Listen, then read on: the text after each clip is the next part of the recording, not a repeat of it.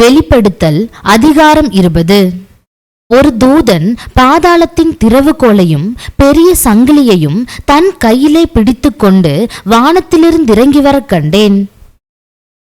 பிசாஸ் என்றும் சாத்தான் என்றும் சொல்லப்பட்ட பழைய பாம்பாகிய வலு சர்ப்பத்தை அவன் பிடித்து அதை 1000 வருஷமளவும் கட்டி வைத்து அந்த 1000 வருஷம் நிறைவேறும் வரைக்கும் அது ஜனங்களை மோசம் போக்காதபடிக்கு அதை பாதாளத்திலே தள்ளி அடைத்து அதன் மேல் முத்திரை போட்டான். அதற்கு பின்பு அது கொஞ்ச காலம் விடுதலையாக வேண்டும். அன்றியும் நான் சிங்காசனங்களை கண்டேன், அவைகளின் மேல் உட்கார்ந்தார்கள். நியாய தீர்ப்பு கொடுக்கும்படி அவர்களுக்கு அதிகாரம் அளிக்கப்பட்டது. இயேசுவை பற்றிய சாட்சியின் நிமித்தமும் தேவனுடைய வசனத்தின் நிமித்தமும் சிரச்சேதம் பண்ணப்பட்டவர்களுடைய ஆத்துமாக்களையும் மிருகத்தையாவது அதன் சொரூபத்தையாவது வணங்காமலும் தங்கள் நெற்றியிலும் தங்கள் கையிலும் அதன் முத்திரையை தரித்து கொள்ளாமலும் இருந்தவர்களையும் கண்டேன். அவர்கள் உயிர்த்து கிறிஸ்துவுடனே கூட 1000 வருஷம் அரசாண்டார்கள். மரணமடைந்த மற்றவர்கள் அந்த 1000 வருஷம் முடியும் அளவும் உயிரடையவில்லை. இதுவே முதலாம் உயிர்த்தெழுதல். முதலாம் உயிர்த்தெழுதலுக்கு பங்குள்ளவன் பாக்கியவானும் பரிசுத்தவானுமாயிருக்கிறான். இவர்கள் மேல் 2ஆம் மரணத்திற்கு அதிகாரமில்லை. இவர்கள் தேவனுக்கும் கிறிஸ்துவுக்கும் முன்பாக ஆசாரியராயிருந்து அவரோடே கூட 1000 வருஷம் அரசாளுவார்கள். அந்த 1000 வருஷம் முடியும் போது சாத்தான் தன் காவலிலிருந்து விடுதலையாகி பூமியின் 4 திசைகளிலும் உள்ள ஜாதிகளாகிய கோகையும் மாகோகையும் மோசம் போக்கும்படிக்கும் அவர்களை யுத்தத்திற்கு கூட்டிக்கொள்ளும்படிக்கும் புறப்படுவான். அவர்களுடைய தொகை கடற்கரை மணலத்தனையாயிருக்கும். அவர்கள் பூமியெங்கும் பரம்பி பரிசுத்தவான்களுடைய பாளையத்தையும் பிரியமான நகரத்தையும் வளைந்து கொண்டார்கள். அப்பொழுது தேவனால் வானத்தில் இருந்து அக்கினி இறங்கி அவர்களை பட்சித்து போட்டது. மேலும் அவர்களை மோசம் போக்கின பிசாசானவன் மிருகமும் கள்ள தீர்க்கதரிசியும் இருக்கிற இடமாகிய அக்கினியும் கந்தகமுமான கடலிலே தள்ளப்பட்டான். அவர்கள் இரவும் பகலும் சதா காலங்களிலும் வாதிக்கப்படுவார்கள். பின்பு நான் பெரிய வெள்ளை சிங்காசனத்தையும் அதன்மேல் வீற்றிருக்கிறவரையும் கண்டேன். அவருடைய சமூகத்தில் இருந்து பூமியும் வானமும் அகன்று போயின. அவைகளுக்கு இடம் காணப்படவில்லை. மரித்தோராகிய சிறியோரையும் பெரியோரையும் தேவனுக்கு முன்பாக நிற்க கண்டேன். அப்பொழுது புஸ்தகங்கள் திறக்கப்பட்டன. ஜீவ புஸ்தகம் என்னும் வேறொரு புஸ்தகமும் திறக்கப்பட்டது. அப்பொழுது அந்த புஸ்தகங்களில் எழுதப்பட்டவைகளின்படியே மரித்தோர் தங்கள் தங்கள் கிரியைகளுக்கு தக்கதாக நியாய தீர்ப்படைந்தார்கள். சமுத்திரம் தன்னிலுள்ள மரித்தோரை ஒப்புவித்தது. மரணமும் பாதாளமும் தங்களிலுள்ள மரித்தோரை ஒப்புவித்தன. யாவரும் தங்கள் தங்கள் கிரியைகளின்படியே நியாய தீர்ப்படைந்தார்கள். அப்பொழுது மரணமும் பாதாளமும் அக்கினி கடலிலே தள்ளப்பட்டன. இது 2ஆம் மரணம். ஜீவ புஸ்தகத்திலே எழுதப்பட்டவனாக காணப்படாதவன் எவனோ அவன் அக்கினி கடலிலே தள்ளப்பட்டான். அதிகாரம் 21. பின்பு நான் புதிய வானத்தையும் புதிய பூமியையும் கண்டேன். முந்தின வானமும் முந்தின பூமியும் ஒழிந்து போயின, சமுத்திரமும் இல்லாமற் போயிற்று. யோவானாகிய நான் புதிய எருசலேமாகிய பரிசுத்த நகரத்தை தேவனிடத்து நின்று பரலோகத்தை விட்டு இறங்கி வர கண்டேன். அது தன் புருஷனுக்காக அலங்கரிக்கப்பட்ட மணவாட்டியைப் போல ஆயத்தமாக்கப்பட்டிருந்தது. மேலும் பரலோகத்திலிருந்து உண்டான ஒரு பெருஞ்சத்தத்தை கேட்டேன். அது, இதோ மனுஷர்களிடத்திலே தேவனுடைய வாசஸ்தலம் இருக்கிறது, அவர்களிடத்திலே அவர் வாசமாயிருப்பார், அவர்களும் அவருடைய ஜனங்களாயிருப்பார்கள். தேவன் தாமே அவர்களோடே கூட இருந்து அவர்களுடைய தேவனாயிருப்பார். அவர்களுடைய கண்ணீர் யாவையும் தேவன் துடைப்பார். இனி மரணமும் இல்லை, துக்கமும் இல்லை, அலறுதலும் இல்லை, வருத்தமும் இல்லை, முந்தினவைகள் ஒழிந்து போயின என்று விளம்பினது. சிங்காசனத்தின் மேல் வீற்றிருந்தவர், இதோ நான் சகலத்தையும் புதிதாக்குகிறேன் என்றார். பின்னும் அவர், இந்த வசனங்கள் சத்தியமும் உண்மையுமானவைகள், இவைகளை எழுது என்றார். அன்றியும் அவர் என்னை நோக்கி, ஆயிற்று, நான் அல்பாவும் ஓமெகாவும் ஆதியும் அந்தமுமாயிருக்கிறேன். தாகமாயிருக்கிறவனுக்கு நான் ஜீவ தண்ணீர் ஊற்றில் இலவசமாய் கொடுப்பேன். ஜெயங்கொள்ளுகிறவன் எல்லாவற்றையும் சுதந்தரித்துக் கொள்ளுவான். நான் அவன் தேவனாயிருப்பேன், அவன் என் குமாரனாயிருப்பான். பயப்படுகிறவர்களும் அவிசுவாசிகளும் அருவருப்பானவர்களும் கொலை பாதகரும் விபச்சாரக்காரரும் சூனியக்காரரும் விக்கிரக ஆராதனைக்காரரும் பொய்யர் அனைவரும் இரண்டாம் மரணமாகிய அக்கினியும் கந்தகமும் எரிகிற கடலிலே பங்கடைவார்கள் என்றார். பின்பு கடைசியான 7 வாதைகளால் நிறைந்த 7 கலசங்களையுடைய அந்த 7 தூதரில் ஒருவன் என்னிடத்தில் வந்து, நீ இங்கே வா, ஆட்டுக்குட்டியானவருடைய மனைவியாகிய மணவாட்டியை உனக்கு காண்பிக்கிறேன் என்று சொல்லி, பெரிதும் உயரமுமான ஒரு பர்வதத்தின் மேல் என்னை ஆவியில் கொண்டு போய் தேவனுடைய மகிமையை அடைந்த எருசலேமாகிய பரிசுத்த நகரம் பரலோகத்தை விட்டு தேவனிடத்திலிருந்து இறங்கி வருகிறதை எனக்கு காண்பித்தான். அதன் பிரகாசம் மிகவும் விலை உயர்ந்த இரத்தினக்கல்லை போலவும் பளிங்கின் ஒளியுள்ள வஜ்ரக்கல்லை போலவும் இருந்தது. அதற்கு பெரிதும் உயரமுமான மதிலும், கிழக்கே 3 வாசல்கள், வடக்கே 3 வாசல்கள், தெற்கே 3 வாசல்கள், மேற்கே 3 வாசல்கள் ஆக 12 வாசல்களும் இருந்தன. வாசல்களின் அருகே 12 தூதர்கள் இருந்தார்கள். அந்த வாசல்களின் மேல் இஸ்ரவேல் சந்ததியார் ஆகிய 12 கோத்திரத்தாருடைய நாமங்களும் எழுதப்பட்டிருந்தன. நகரத்தின் மதிலுக்கு 12 அஸ்திபார கற்கள் இருந்தன. அவைகள் மேல் ஆட்டுக்குட்டி ஆனவருடைய 12 அப்போஸ்தலரின் 12 நாமங்களும் பதிந்திருந்தன. என்னுடனே பேசினவன் நகரத்தையும் அதன் வாசல்களையும் அதன் மதிலையும் அளக்கிறதற்கு ஒரு பொற்கோலை பிடித்திருந்தான்.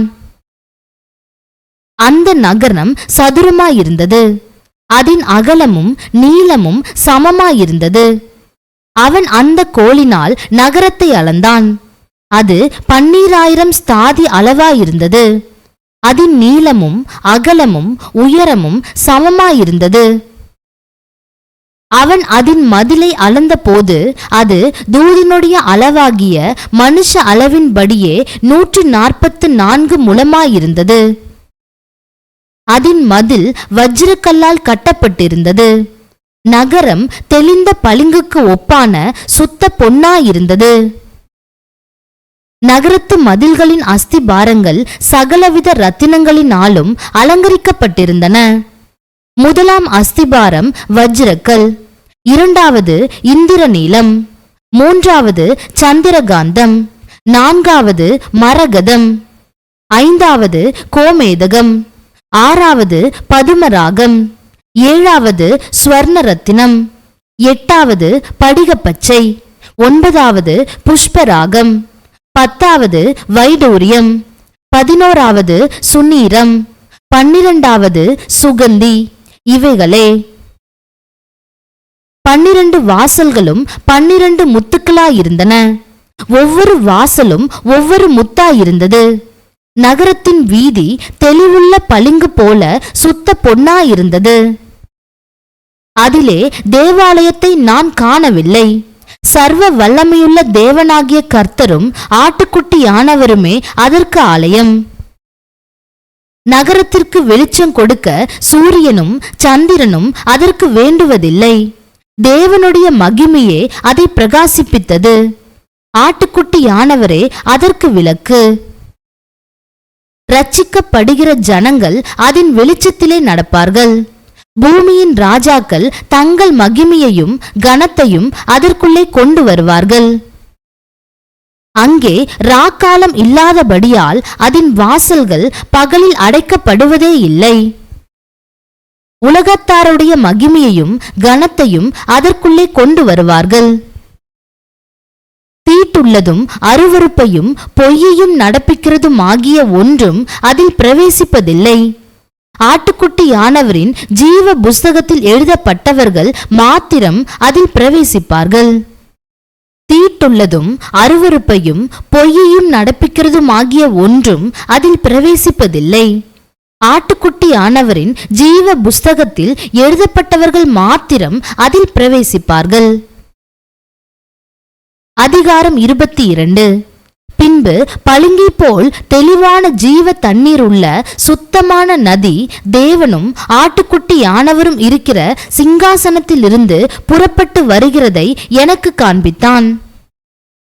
நகரத்து வீதியின் மத்தியிலும் நதியின் இரு கரையிலும் 12 விதமான கனிகளை தரும் ஜீவ விருட்சம் இருந்தது. அது மாதந்தோறும் தன் கனியை கொடுக்கும். அந்த விருட்சத்தின் இலைகள் ஜனங்கள் ஆரோக்கியம் அடைகிறதற்கு ஏதுவானவைகள். இனி ஒரு சாபமும் இராது. தேவனும் ஆட்டுக்குட்டியானவரும் இருக்கிற சிங்காசனம் அதில் இருக்கும்.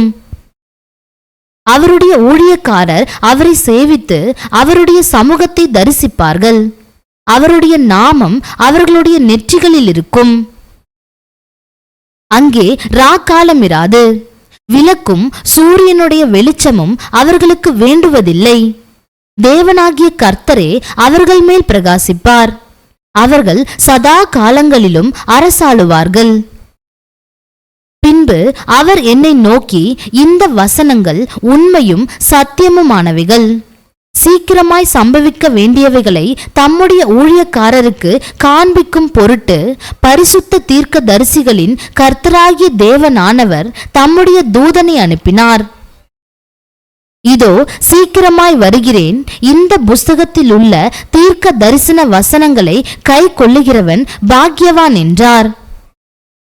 யோவானாகிய நானே இவைகளை கண்டும் கேட்டும் இருந்தேன். நான் கேட்டு கண்டபோது இவைகளை எனக்கு காண்பித்த தூதனை வணங்கும்படி அவன் பாதத்தில் விழுந்தேன். அதற்கு அவன், நீ இப்படி செய்யாதபடிக்கு பார். உன்னோடும் உன் சகோதரரோடும் தீர்க்க தரிசிகளோடும் இந்த புஸ்தகத்தின் வசனங்களை கை கொள்ளுகிறவர்களோடும் கூட நானும் ஒரு ஊழியக்காரன். தேவனை தொழுது கொள் என்றான். பின்னும் அவர் என்னை நோக்கி, இந்த புஸ்தகத்தில் உள்ள தீர்க்க தரிசன வசனங்களை முத்திரை போட வேண்டாம். காலம் சமீபமாயிருக்கிறது. அநியாயம் செய்கிறவன் இன்னும் அநியாயம் செய்யட்டும். அசுத்தமாயிருக்கிறவன் இன்னும் அசுத்தமாயிருக்கட்டும். நீதியுள்ளவன் இன்னும் நீதி செய்யட்டும். பரிசுத்தம் உள்ளவன் இன்னும் பரிசுத்தமாகட்டும். இதோ சீக்கிரமாய் வருகிறேன். அவனவனுடைய கிரியைகளின்படி அவனவனுக்கு நான் அளிக்கும் பலன் என்னோட கூட வருகிறது. நான் அல்பாவும் ஓமெகாவும் ஆதியும் அந்தமும் முந்தினவரும் பிந்தினவருமாயிருக்கிறேன். ஜீவ விருட்சத்தின் மேல் அதிகாரம் உள்ளவர்கள் ஆவதற்கும் வாசல்கள் வழியாய் நகரத்திற்குள் பிரவேசிப்பதற்கும் அவருடைய கற்பனைகளின்படி செய்கிறவர்கள் பாக்கியவான்கள். நாய்களும் சூனியக்காரரும் விபச்சாரக்காரரும் கொலைபாதகரும் விக்கிரக ஆராதனைக்காரரும் பொய்யை விரும்பி அதன்படி செய்கிற யாவரும் புறம்பே இருப்பார்கள்.